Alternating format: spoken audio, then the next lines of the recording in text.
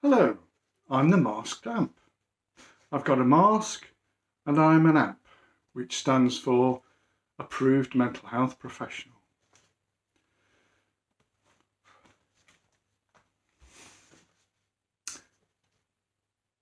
Ricky was an electrician.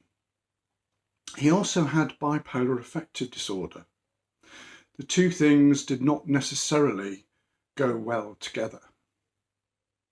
Back in the mists of time, well, in the very early years of the 1983 Mental Health Act at any rate, I was called on to assess Ricky on two separate occasions. I'll say right away that there are things I did then that I wouldn't have done now. The first assessment. I was called by Dr. Grundy. He was an old-style country GP, an amiable but slightly idiosyncratic man, as most country GPs seemed to be back then. "Ricky's gone completely bonkers, old chap," he said. "He was doing some electrical work on my house, but this morning he didn't turn up. He eventually rang me to say that he'd run out of electricity and had been delayed because he was generating some more to bring over to replenish my supply. I think he might need sectioning." I arranged to meet with Dr. Grundy at Ricky's house, which was in a small village. I didn't bother to try and get a Section 12 approved doctor because in those days it was almost impossible to get them out. So Ricky answered the front door, and it was immediately apparent that he was as high as the proverbial kite. Come in," he said expansively, without inquiring as to who I was. He recognised Dr. Grundy, or the purpose of our visit. "Let me take your hats." "No hats? Well, let me give you some hats." He himself was wearing a deerstalker at a jaunty angle, and he rummaged in a chest of drawers in the hallway, muttering, "Everyone must have hats, everyone must have hats," until he finally produced a straw hat and a motorcycle helmet, which he gave to us. Dr. Grundy put on the straw hat, but I put the motorcycle helmet down. There are some things I draw the line at. "Dr. Grundy thinks you might not be well at the moment," I began. "He thinks maybe you need to be in hospital." Does he? Hospital, eh? Hospital. Lots of different hats in hospital, aren't there?" "You can have as many hats as you like if you go to hospital," Dr. Grundy said. I rather wished he hadn't. You shouldn't lie to patients. Somewhat to my surprise, Ricky agreed. I think he was dazzled by the thought of all the hats he would be able to wear. "Let's go then," he said. "No time to waste, no time at all." He strode out of the house and climbed into the doctor's Volvo estate, which Dr. Grundy had left unlocked. He then locked all the doors from the inside. Rule 47. Never leave your car unlocked when conducting a Mental Health Act assessment. Dr. Grundy knocked on the car window. Ricky beamed out at him. Dr. Grundy mimed winding down the window. Ricky also mimed winding down the window. Dr. Grundy found this amusing. So it must be said, did I. But then, Ricky hadn't locked himself in my car. Eventually, after a great deal of furious miming on the part of Dr. Grundy, Ricky cottoned on and wound the window down a little way. "Can I help you, Dr. Grundy?" he asked in a serious voice. Dr. Grundy choked a little on his laughter, then said, "Would you be a very good chap and get out of my car? You'll be going in the other car." Ricky leaned out of the window and looked at my car dubiously. "That looks like a German car.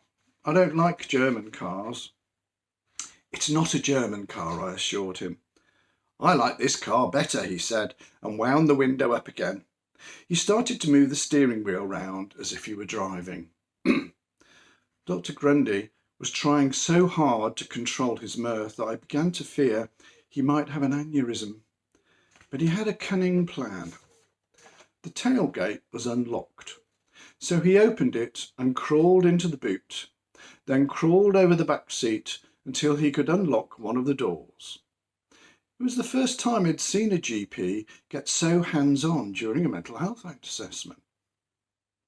Ricky eventually agreed to get into my car.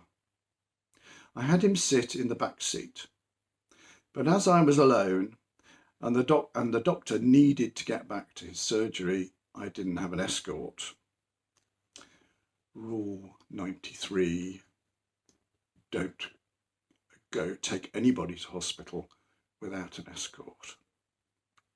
However, Ricky seemed more than happy about going to hospital, and we set off on the 15-mile journey. He laughed and chuckled and fidgeted in the back seat. I wondered what he was up to and tried to keep an eye on him in my rearview mirror. At one point he said, "Are you sure this isn't a German car?"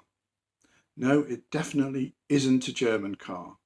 It's a Fiat 127. Only I don't like the Germans. They fought us in the war, you know. Who makes Fiats? The Italians, I replied, without thinking. Weren't the Italians in the war too, on the German side? He asked, a little threateningly, I thought. Oh, no, I'm sure they weren't, I lied. Well, that's all right, he said, and went back to his chuckling and fidgeting. Eventually, we arrived at the hospital. I pulled my seat forward to let him out. That was when I discovered that Ricky had taken a screwdriver with him, and throughout the journey he had been systematically removing all the screws he could find in the back of the car. The screws were in a tidy heap on the back seat. The component parts of the interior at the rear of my car were in another tidy heap. The second assessment. I received another request from Dr. Grundy to assess Ricky a year or so later. Deciding that it was likely that Ricky would agree to an informal admission if required, I went out initially without Dr. Grundy this time. The front door was ajar. I knocked, but there was no reply.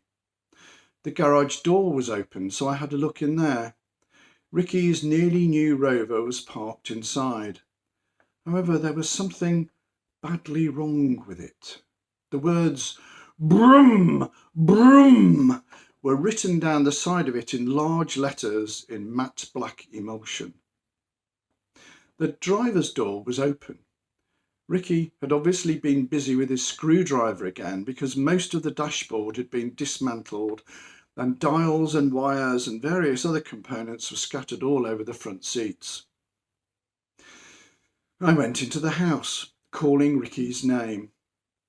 There was no reply. I went into his living room. There was again something very wrong about the room. It was dark, for one thing, although it was the middle of the day, so I turned on the light. That was when I realised that Ricky had painted the glass of the windows with matte black paint. The TV was on in the corner, but he had obscured the screen with matte black paint. I continued on my journey through the house, into the kitchen, where I saw that the central heating thermostat had been dismantled and was hanging from the wall. The lid of the chest freezer was up, and inside was a dismantled toaster. But there was still no sign of Ricky. I went out of the open back door and into the back garden. I finally found him in the greenhouse, sitting on a deck chair and wearing his deerstalker hat and sunglasses. He beamed up at me, lifted up his sunglasses, winked at me broadly, and then gave me a piece of paper. On it he had written, "Jul Org Sep Oct No Wonder." I puzzled over this for a few moments, then suddenly realised that this was a list of abbreviations for months of the year, but he had then gone off on a tangent. Classic flight of ideas. "I think it's time you went to hospital again," I said to him. Ricky nodded and stood up. But this time I made sure he didn't have a screwdriver with him. Well, thank you for listening.